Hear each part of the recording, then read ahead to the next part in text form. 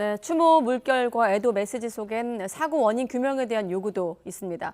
이태원 참사를 수사하고 있는 특별수사본부가 주말 사이에 압수물 분석에 주력하고 있습니다. 소방과 경찰에 이어 CCTV 관제센터까지 부실 대응했다는 의혹이 커지는 가운데 다음 주 초에 본격적인 수사가 이루어질 것으로 보입니다. 취재기자 연결합니다. 김철희 기자. 네, 사회 일부입니다. 네, 경찰 특별수사본부 수사 상황 전해주시죠.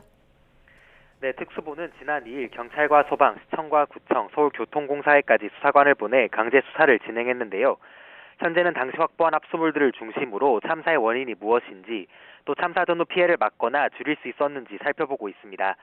서울청장이 자택 근처 지하철역에 도착한 밤 9시 20분부터 보고를 받은 밤 10시 36분 사이 76분 동안 왜 사건을 인지하지 못했는지, 또 용산서장이 실제로는 밤 11시가 넘어서 참사 현장에 도착하고도 상황 보고서에 밤 10시 20분으로 적은 이유가 무엇인지 등도 이후 수사 대상이 될 것으로 보입니다.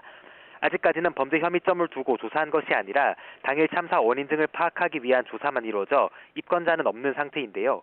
다음 주부터는 본격적인 소환 조사나 추가적인 강제 수사가 이루어질 것으로 보입니다. 이 관계기관의 상황 대처에 문제가 있었다, 이런 정황들이 계속 드러나고 있는데 어떻습니까?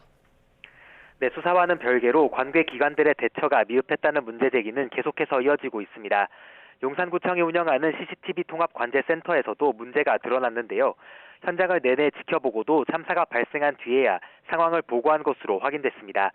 관제센터 근무자는 일지에 이태원 일대 헬로윈데이 관련 CCTV 분석을 한다고 적은 뒤 화질이 좋지 않아 먼 거리 식별이 어렵다는 말을 덧붙여 뒀습니다. 참사 뒤 용산서로부터 관련 상황을 질문받고 나서야 일대에 사람이 너무 많다, 밀려다닌다 등 현장 상황을 보고했습니다. 소방당국 역시 참사 발생 전부터 관련 신고를 받고도 대처하지 않았다는 의혹이 제기된 상태인데요.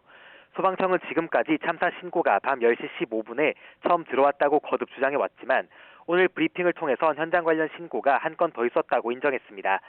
다만 수사 중인 사항이라 내용과 시점을 밝힐 수 없다고 선을 그었습니다.